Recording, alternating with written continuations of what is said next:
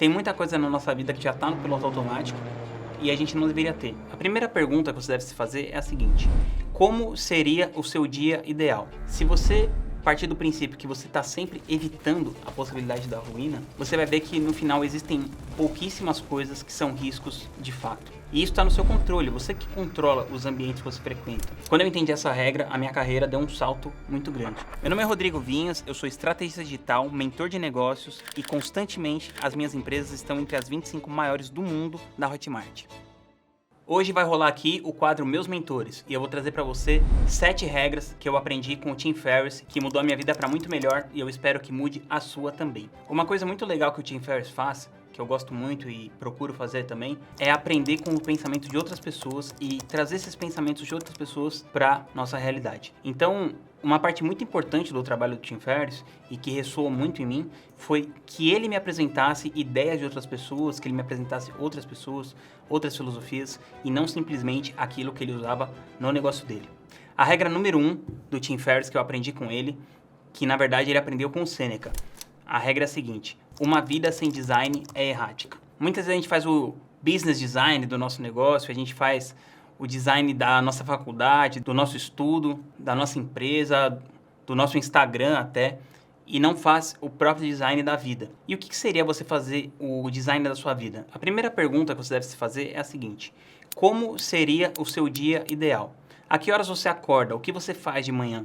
Eu gosto muito também de uma outra coisa que o Tim Ferriss fala, ainda dentro dessa parte do design da vida, ele fala que é muito importante você não usar o seu celular na primeira hora da manhã e que você reserve um tempo da sua manhã para reflexão.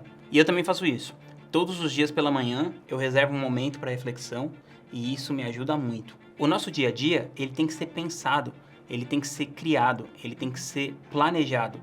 E não você viver apenas reagindo àquilo que está acontecendo, que é o que a gente acaba fazendo muitas vezes, vivendo de uma maneira reativa, e isso com certeza impede muito que você atinja o seu máximo potencial. Regra número 2, ambientes e rotinas. Para você ter esse design da sua vida, é muito importante que você pré-determine uma rotina. E essa rotina, no longo prazo, ela deve levar você a se tornar aquela pessoa que você quer ser. Então vamos supor que você tem esse objetivo de perder peso, faz de conta. Então o objetivo, na verdade, não pode ser perder peso, e sim estabelecer uma rotina que vai tornar você uma pessoa saudável e como consequência você vai perder peso. E uma coisa que ajuda muito é você mudar o objetivo, que seria o quê, para quem. Então o que você precisa, nesse caso, seria buscar uma rotina de uma pessoa mais saudável. O que faz uma pessoa mais saudável? Ah, ela dorme num certo horário, ela dorme no mesmo horário, ela acorda no mesmo horário, ela toma tantos litros de água por dia, ela come de acordo com a dieta, ela vai treinar tantas vezes por semana,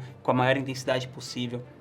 Então, uma vez que você desenha a sua rotina de acordo com a sua identidade, fica muito mais fácil que você atinja esse objetivo.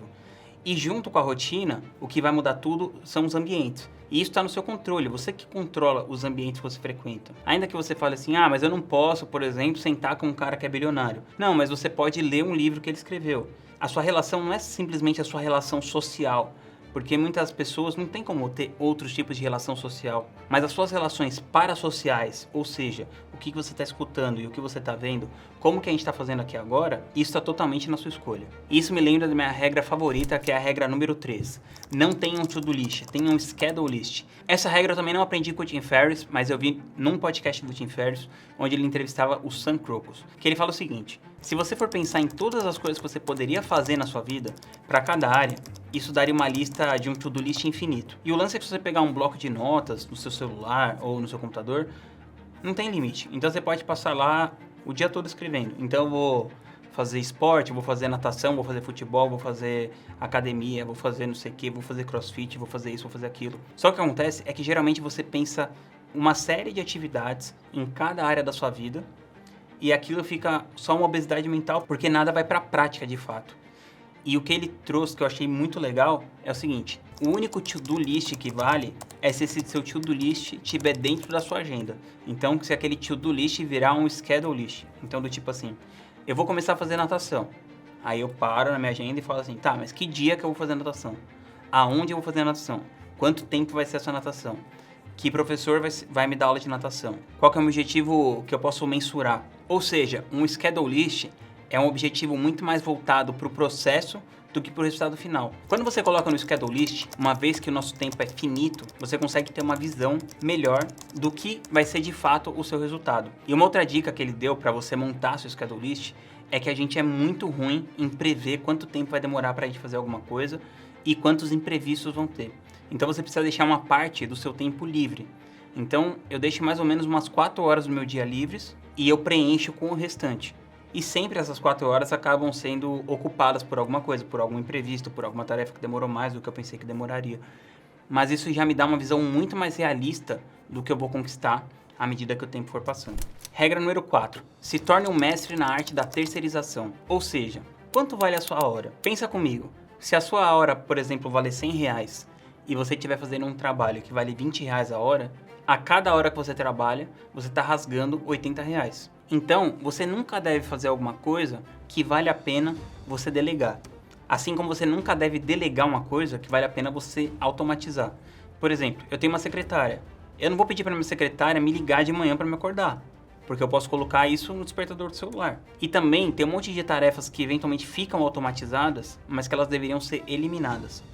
Então, se você for pegar o conceito como um todo, é o seguinte: nunca faça algo que você pode delegar, nunca delegue algo que você pode automatizar e nunca automatize alguma coisa que você pode eliminar. Tem muita coisa na nossa vida que já está no piloto automático e a gente não deveria ter. Por exemplo, se você tem no seu débito automático uma assinatura de streaming e você eventualmente não está assistindo esse streaming, você deve eliminar. Levar a sério essa regra me deu espaço mental para que eu pudesse pensar em maneiras de crescer o meu negócio ao invés de estar totalmente envolvido no operacional o tempo todo.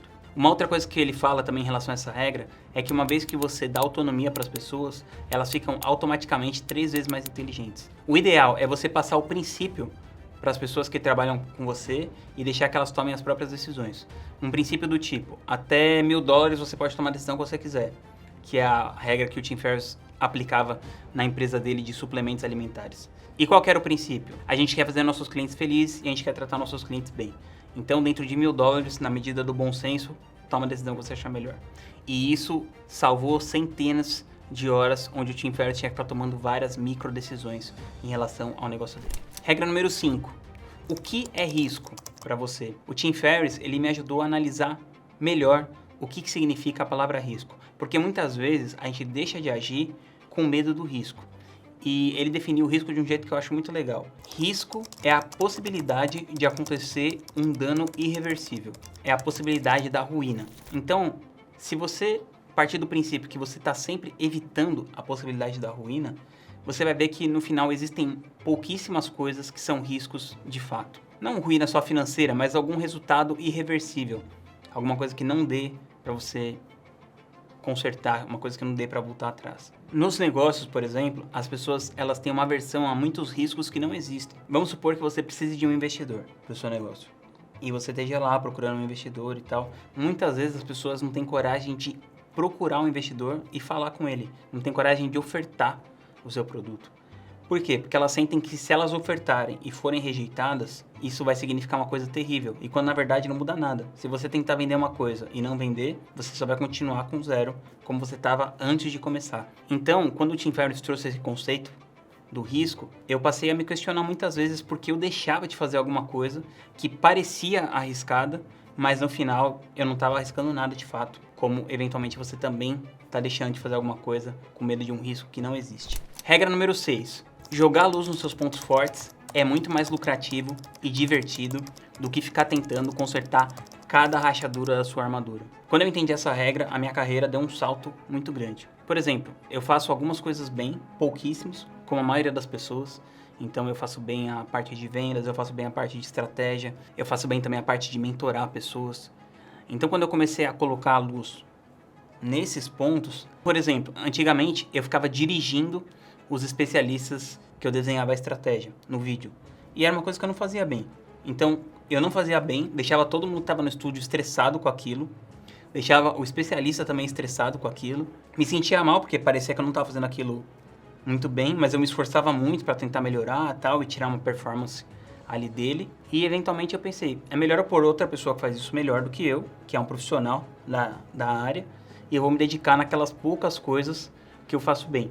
E a questão que você deve se perguntar é quanto tempo você passa do seu dia fazendo coisas que você realmente faz bem e quanto tempo você passa se esticando para se encaixar em papéis os quais você nem deveria ter começado a fazer em primeiro lugar.